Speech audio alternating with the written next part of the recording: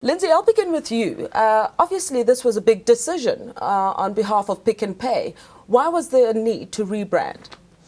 It was absolutely a big decision. When you're working with a brand as iconic and as loved by all South Africans as Pick n Pay, you obviously approach this with great caution and respect. But absolutely, it was surprisingly in 42 years now, Pick n Pay had never really updated or even tweaked the brand in any way.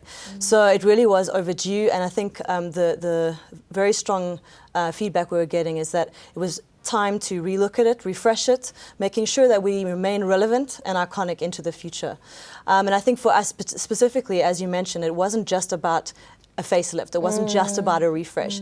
It actually was an important signal of change in terms of a new strategic direction. So combined with it, the relaunch was really an opportunity for us not only just to say, hey, look, we've changed our look and feel. We're more modern, contemporary, fresh, warm, vibrant, all those good things that we want to stand for.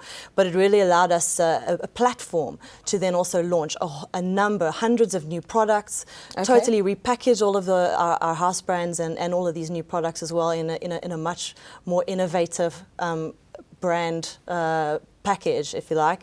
And then also at the same time, we were undergoing a huge amount of strategic change inside the business, from supply chain changes, introducing new systems like SAP, and all of this just combined in terms of saying we really needed a way to launch this both internally and externally, to say, we're really on a new path now. We're making sure that we're future fit, and to do that, you obviously need to show that externally as well.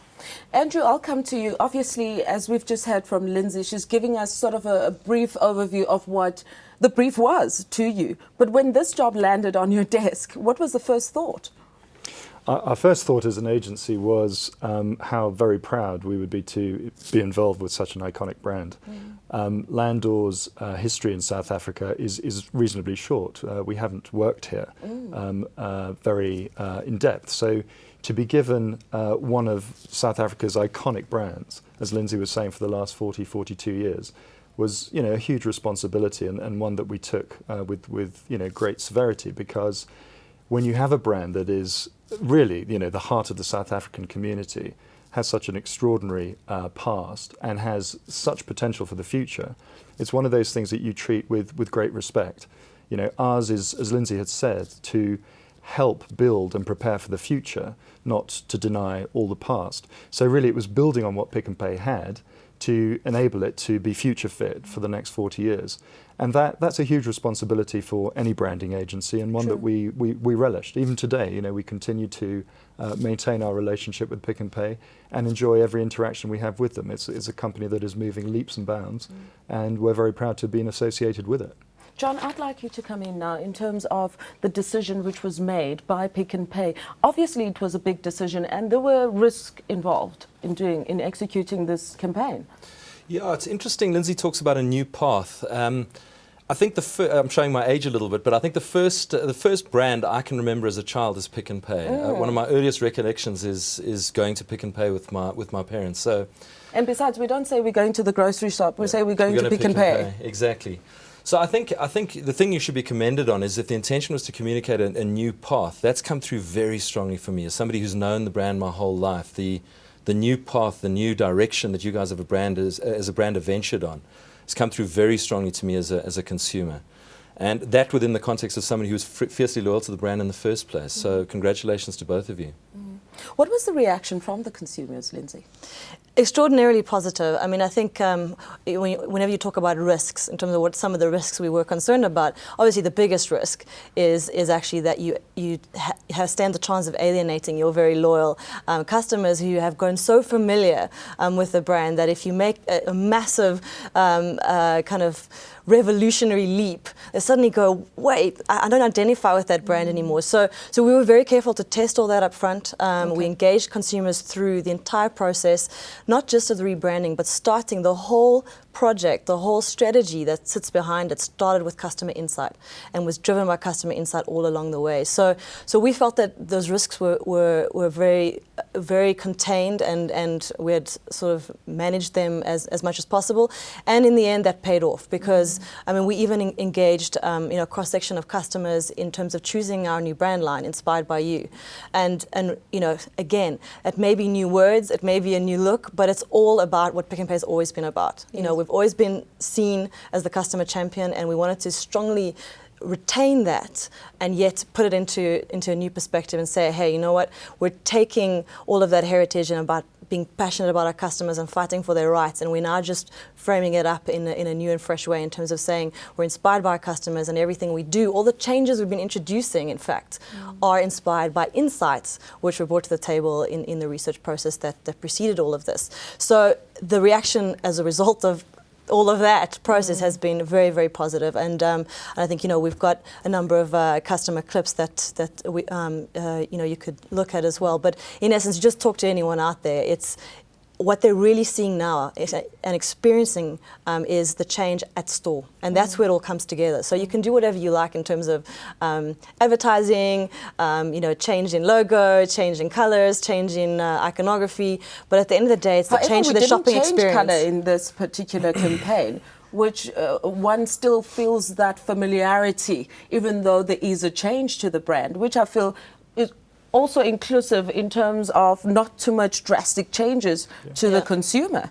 Yeah, there was. Andrew, would you like to comment? Andrew, you can comment on that. But there was a shift, but it was subtle enough that you didn't notice. Okay.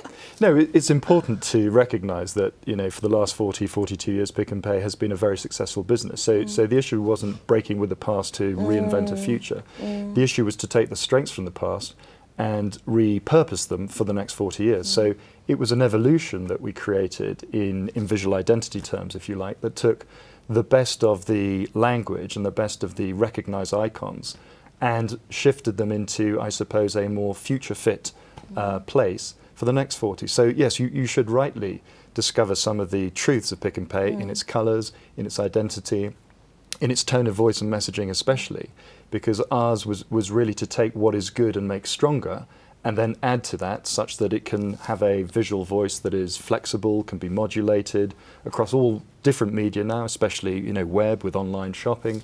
Ensure that all the agencies that Lyndsay's referred to can take this visual identity and this visual look and feel and adapt it to their specific discipline whilst remaining true to the core.